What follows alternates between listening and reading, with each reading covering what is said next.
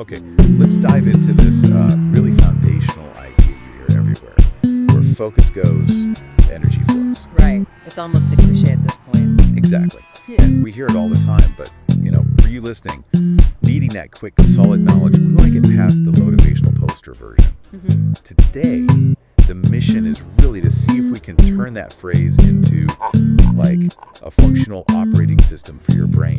Something backed by actual neuroscience. Yeah, moving it from just a nice thought to, okay, how does this mechanically work? Because attention isn't passive, right? It's a resource. A really fragile one. Yeah. And valuable. Yeah. If we get how the brain actually decides where to send its energy, well, then we can start steering our own lives a bit better. And it feels like we're constantly fighting to protect it, doesn't it? Oh, absolutely. Every single day. I kind of picture attention like a flashlight beam, but you're walking through this storm that's trying to drain the battery and just yank the beam all over the place. That's a good way to put it. It's like a constant siege. I think one of your sources mentioned something pretty staggering, like exposure to maybe 10,000 ads a day. 10,000. I mean, think about that. All that external noise, plus our own internal stress. Yeah. Yeah, attention becomes this incredibly vulnerable thing we have to actively protect. Okay, so let's start with the loop, the feedback loop, because I think this is where that abstract idea of intention starts feeling, well, biological. Right. When we say intention, it's got to be more than just like wishing. Really. Oh, absolutely. Way more concrete. Intention, in this scientific context, it's a clear decision. It's got purpose behind it, and it's a commitment, really. A commitment to line up your thoughts, your actions, your energy, all pointing towards a specific outcome you want. You're basically setting a target for your whole system. You are. You're telling your brain, your body, your focus filters, this, point here. And then the brain actually rewards you for doing that, for aiming. Talk about this dopamine engine thing. Yeah, so when you set that intention and then you start making even tiny steps towards it, boom, your brain releases dopamine. The feel-good chemical. Well, yes, it feels good, but its real job here is reinforcement. It's your brain saying, yes, this is good, this is important, do more of this. It fuels your motivation and strengthens the focus that led to that little win. Okay, so let's say I start a new project. And I consciously decide, okay, my intention is to learn one chapter a day. Just focusing on that and then actually doing it. That reward, that dopamine, it physically changes me. Is that right? That's exactly it. You landed right on neuroplasticity. Right. We used to have this idea the adult brain was pretty much fixed, but now we know it's constantly restructuring, rewiring itself. And it does that based on your repeated thoughts, your experiences. So by keeping my intention locked on that chapter a day. You are literally building and strengthening the neural pathways for that goal. You're physically sculpting your brain to better support the reality. Wow. Okay, that makes intention sound incredibly powerful. Like maybe the most powerful tool we have. Yeah. But hang on. If focusing on any progress gives dopamine, what stops this system from, leading us astray? Good question. Like, what if my intention is just to scroll social media for an hour? I definitely get dopamine from that. You do, and that's the key difference between these sort of transient dopamine hits and more sustained, goal-focused reinforcement. Okay. So yeah, scrolling gives you a quick hit, easy dopamine. But intentional goal setting, when you've really defined the purpose behind it, that leverages the reward system for meaningful progress, not just distraction. It builds deeper, longer-lasting neural maps. It all comes down to the clarity and maybe the depth of that initial target you set. Okay, that makes sense. It's about the quality of the intention. Precisely. So let's get into the mechanics then. How the brain actually selects where to point that flashlight beam. We talk about focus, like it's just on or off. Yeah, but it's much more complex. Research shows attention isn't one single thing. It's actually multiple networks in the brain. And they're trainable. They handle how we orient, how we stay focused, and how we deliberately shift our attention when we need to. And part of that system acts like a filter, right? Taking our intention and kind of highlighting things. Exactly. The most relatable bit is probably the brain's filtering mechanism. The reticular activating system. RAS. That's the one, the RAS. Think of it like your brain's internal spam filter, or maybe a spotlight operator. When you decide something is important, you set an intention, you start thinking about buying a specific red truck, whatever the RAS, start sifting through the thousands of inputs you get every second. And it highlights the stuff that matches your focus. It brings it to the forefront. That's the classic red truck phenomena. I decide I want one, and suddenly I see red trucks everywhere. Bingo. It's not magic, it's your RAS doing its job based on your instruction. The number of red trucks didn't actually increase. My relevance filter just changed. Your perceptual reality shifted because your focus did. It shows just how immediately setting an intention starts working. Okay, so the RAS filters based on my focus. But what happens when I am focused on my goals? So I'm really concentrating on this report for a deadline, and then something unexpected interrupts. Phone rings, alarm goes off. Right, that's where these two main attentional networks really show their roles. You can sort of think of them as the goal driver and the circuit breaker. Okay. So first, you've got the top-down control system. This is your intentional focus, the goal-driven part. It uses regions mainly in the front and top of your brain. You use this when you're actively searching for something, reading carefully, staying locked on a task. It's your internal guide keeping you on track. And the fire alarm. Yeah. The interruption. That kicks in the other system, the stimulus-driven interrupt network. It's located more towards the side and back of the brain. And this one isn't driven by your goals or expectations. It reacts to sudden, unexpected stuff, or things that might be important for survival or just behaviorally relevant. So if the top-down system is you driving carefully, the interrupt system is what makes you slam on the brakes if a deer jumps out. It hijacks your attention, sometimes totally against your will, because your brain prioritizes novelty and potential threats over your current goal. Wow, so we've literally got these two networks competing for our attention resource. Constantly balancing act, yeah. Speaking of the brain, maybe we should quickly bust a few common myths. Because getting better mentally isn't about, like, unlocking some hidden 90%. Good idea.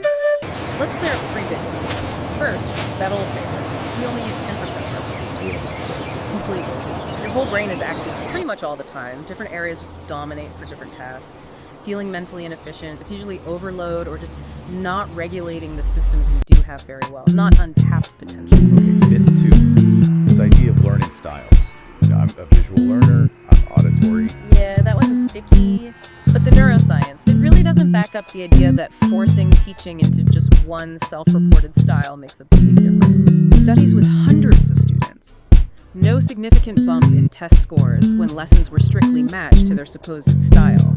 The real takeaway for you isn't that preferences don't exist, but that what truly matters is the effort you put in active recall, practice, thinking about how you learn. That metacognition piece is key, much more than just matching pictures to a visual learner. Got it. And the last one, the fear that our brains just inevitably decline after a certain age. Yeah, that narrative is way too gloomy. Sure, some things like processing speed might slow down a bit for some people, but many mental skills actually get better with age. Like what? Things like vocabulary, understanding complex situations, resolving conflicts, managing emotions. These often improve. Our brains are built to adapt throughout life, which actually leads us perfectly into how we can actively train them. Perfect. So, if attention is a system and it's trainable, where do we start? Mindfulness and meditation seem like the obvious first step, kind of like fitness training for the mind. Exactly like fitness training. And if you want to see real, measurable changes, the research points towards consistency. About 15 minutes a day, maybe 5 days a week, for at least 4 weeks. 15 minutes. Yeah. 5 days.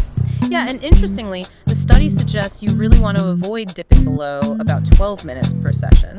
Seems like there's a threshold for the neurological benefits to really start accumulating. Okay, now I think the biggest thing people struggle with when they start is they think they're supposed to have a totally blank mind. And when thoughts pop up, they feel like, oh, I failed. Right, and that's the complete opposite of the point. Your mind is going to wander. That's what minds do. They drift. So the practice isn't stopping the wandering. No. Yeah. The practice is noticing when it wanders, whether it's yesterday or tomorrow or just some random thought, and then gently, without judging yourself, bringing your attention back to your focus point, like your breath. Yeah. Every single time, notice the drift and guide it back. That's 1 rep. You're strengthening that attentional muscle. And underneath, what's going on? When we manage to quiet the chatter, even for moments, you're essentially gaining more control over what's called the default mode network, the DMN. Okay. That's the brain system that's active when you're just idly resting. It often leads to rumination, mind wandering, getting stuck in your own head. Mindfulness practice actually helps decrease activity in the DMN and increases the influence, the sort of crosstalk from your brain's executive control networks. You're building a stronger internal steering wheel. That's huge. Okay, so beyond sitting still, movement is also key, right? Yeah. Especially movement with intention. Absolutely. Regular exercise, think moderate intensity, 4 or 5 times a week, is super well established for helping memory and reducing the risk of cognitive decline, dementia later on. Right. But it's even more interesting. Studies show that for kids with ADHD, moderate to vigorous exercise can actually improve cognitive function and behavior in ways similar to some stimulant meds. It's a powerful, natural tool. Wow. And then there's dancing. You mentioned it's like extra special for the brain. It really seems to be in a class of its own because it demands so much simultaneously. High physical skill, yes, but also intense cognitive work. How so? You're not just moving your body. You have to remember steps, choreography, be aware of the space around you, coordinate music, maybe adapt to a partner. It's complex. And research shows dance training can boost levels of BDNF. That's a key protein for neuroplasticity, potentially even more than regular aerobic exercise that doesn't have that same cognitive challenge. So the theme seems to be novelty, challenging the brain in new ways. What are some easy ways for people listening to inject that? Look for ways to make your brain learn new patterns, especially together. There was this great study where older adults learn multiple new skills at the same time, like, say, learning piano and Spanish. And in just a few weeks, their cognitive performance improved to levels closer to middle-aged adults. So challenge yourself. Even simple things work. Take a totally new route to work. Cook a complex recipe you've never tried before that hits planning, reading, timing, senses. All good stuff. And for a low-impact brain workout, still puzzles. Oh yeah, puzzles are still great. Crosswords, Sudoku, even jigsaw puzzles. They're fun, but they also really stretch your mind, word recall, working memory, holding multiple bits of info at once. Okay, so we've talked a lot about where to put our energy and focus. Now, the flip side, protecting that energy. What should we actively avoid focusing on? This seems critical for coping. It really is, and it highlights a huge difference in how people handle problems. There's problem-focused coping. That's where you direct your energy outwards onto solutions, taking action, figuring out next steps. You're tackling the problem. Okay, constructive. And the trap, where does the energy just vanish? That's self-focused coping. This is when you get stuck dwelling on your feelings about the problem, the anxiety, the shame, the frustration. Rumination. Exactly. It leads straight into rumination, which we know is linked to emotional issues and makes it harder to think flexibly. Think about it. If you're worried about a debt, focusing on the shame doesn't change anything. Focusing on making a budget or calling someone for a payment plan, that's directing energy towards a solution. If you constantly focus on what you don't want or how bad you feel, you're accidentally feeding energy into the very thing you want to escape. That's a powerful distinction. And speaking of energy drains, we have to talk about multitasking, that feeling that we're being super efficient. Yeah, it's mostly an illusion. A very convincing one, but still an illusion. Why? Because you're not actually doing 2 complex things at once. You're just switching back and forth between them really quickly. And each switch costs you mental energy, increases stress hormones, leads to more errors, and ultimately makes you less productive because of that transition time loss. You're just overloading your cognitive capacity. And the easiest way to trigger that damaging switching, notifications. Oh, absolutely. Every single ping, buzz, or banner for email, social media, texts, it forces you to yank your attention away, tax those networks we talked about, and then try to get back on track. It's exhausting. Turn them off. As much as humanly possible. And here's a key insight from research. Your brain works better, your cognitive capacity is higher when your smartphone is completely out of sight, not just face down on the desk and put it in a drawer, another room. The mere presence of it, even it off, seems to drain some attentional resources. Which brings us to maybe the simplest but most profound way to protect focus. Control your environment. That really is the bottom line for managing focus day to day. If you can't concentrate on deep work, you have to reduce or eliminate things. If you find yourself endlessly scrolling upsetting news, you need to make it harder to access it. Remove the apps, block the sites during work hours, make your environment support your intentions. Get rid of the magnets that aren't pulling you towards your purpose. Well said. Eliminate the non-purposeful magnets. So this whole deep dive really circles back to that core idea. Your focus directs your energy.